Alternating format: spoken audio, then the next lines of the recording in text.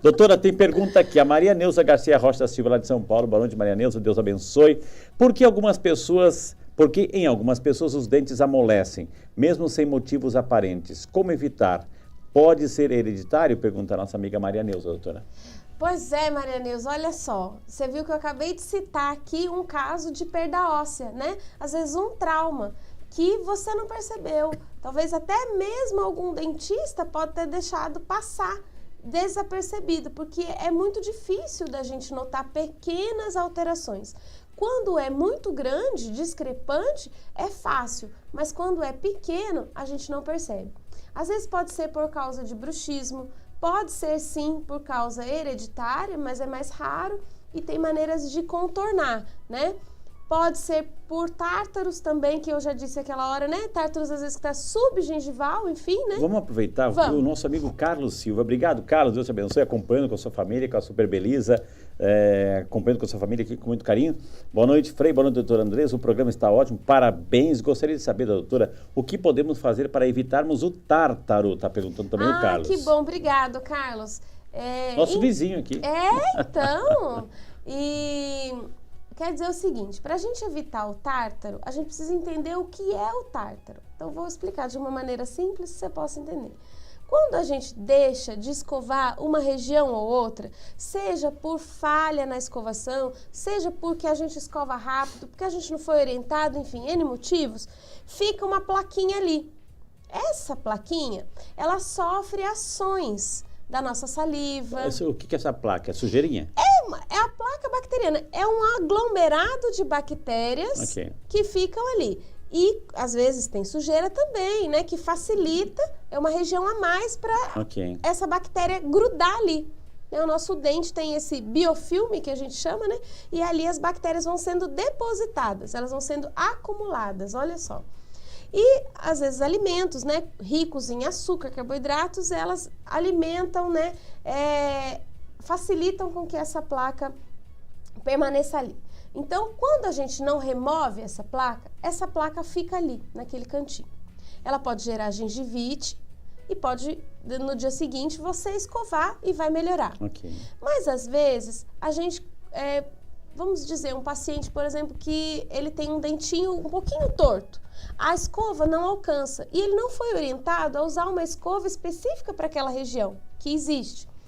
Então, aquela plaquinha vai sofrendo ação, né, do nosso próprio organismo. Olha só, a nossa saliva tem alguns sais minerais que vão mineralizando essa placa, né, de uma maneira simples de entender isso. E vai endurecendo essa placa. Quando essa placa endurece, ela toma o nome de tártaro, né? E a gente já não consegue mais remover com a escova. A gente precisa ir num profissional para que ele faça a remoção mecânica, né? Seja com ultrassom, seja com uma cureta manual, né? Cada um usa o que tem preferência e de acordo com a indicação do caso. Uma britadeira daquela? Às vezes. O ultrassom, ele funciona mais ou menos como uma britadeira, porque ele faz um movimento vibratório, né? Aí a importância de visitar o dentista regularmente. Exato. Gente. Porque aí não deixa chegar nesse ponto. Exato. Né? Doutora, perguntas aqui. Obrigado, Carlinhos, pela pergunta. Maria Neuza, com muito carinho, viu? Mais perguntas aqui. O Alexandre Stepeniak, o Super Ale, tá dizendo assim, admiro muito o Valmir, conheci um pouco dessa história, mas não muitos detalhes. De qualquer forma, o homem de Deus, instrumento importante de evangelização. Obrigado, Valmir. Obrigado, Ale, pelo carinho, viu? Muitas pessoas, assim, parabenizando. Eu tenho... muitos elogios para doutora Andressa, Valmir, enfim. O nosso amigo Joaquim Aparecido de Oliveira, lá em São Paulo, capital. Obrigado, Joaquim. Faço tratamento dentário periódico e já sofro. Imagina a situação do Valmir. Deus abençoe. Ele falou assim que também, quando era pequeno, tinha medo de dentista, ele gostava do vidrinho do anestésico. Que maravilha. Deixa eu ver mais uma pergunta aqui. A Graciana Machado acompanha, Toninha Toneto, auxiliadora, Joaquim aqui também conosco, o André Carvalho. O André, o Super André, o nosso queridíssimo músico também, o André, olha o nosso time aparecendo. Um abraço, o Miguelzinho, André, um Miguelzinho aí, o nosso Miguelzinho, a Tatiana, sua esposa, com muito carinho, viu? Boa noite, Frei, com alegria estamos acompanhando o programa. Eu, o Miguelzinho e a Super Tati, gostaria de saber da doutora qual o melhor tratamento para clareamento, laser ou gel? Pergunta o nosso amigo André, que toca na missa aqui. Olha que legal, André, excelente pergunta também, porque a gente tem a ilusão de achar que laser clareia dente, e laser não tem essa função. Olha que coisa interessante. O que existe hoje no marketing odontológico? Aparelhos de LED, são lâmpadas de LED, que são diferentes das lâmpadas dos lasers. Olha que interessante. E elas, às vezes, potencializam a ação do gel. Mas, na verdade, o que clareia dente é gel. Gel. É. Tanto que existem 2 tipos de tratamento para clarear os dentes. O que a gente chama de clareamento de consultório, né? E o clareamento caseiro. O caseiro é aquele que a gente usa moldeirinhas, né? Então, a gente põe as moldeirinhas, passa um período de tempo de acordo com a concentração do gel e do tipo do gel, porque existem vários tipos de géis clareadores. E também tem o de consultório, que a gente usa um gel específico com uma concentração muito maior. E um tempo menor também. Um tempo menor. E, às vezes, a gente usa a luz do LED, que existe. Eu, por exemplo, o meu aparelho de LED para potencializar a ação do gel, ele é integrado no meu aparelho de laser. Então, o que a gente faz muitas vezes? Porque o clareamento dentário, às vezes, ele pode, em alguns pacientes que já têm propensão à sensibilidade dentária, ter sensibilidade dentinária, promover ainda mais uma sensibilidade maior naquele paciente. Então, a gente usa o laser para diminuir a sensibilidade. Então, por exemplo, hoje eu promovo no meu consultório o clareamento para o meu paciente.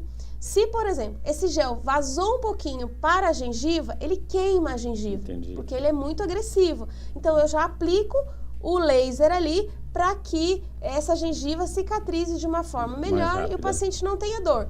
E, ao mesmo tempo, se o paciente tem sensibilidade, eu trabalho com o laser para diminuir a sensibilidade para que ele possa fazer o clareamento. Vamos lá para Ipatinga, Minas Gerais.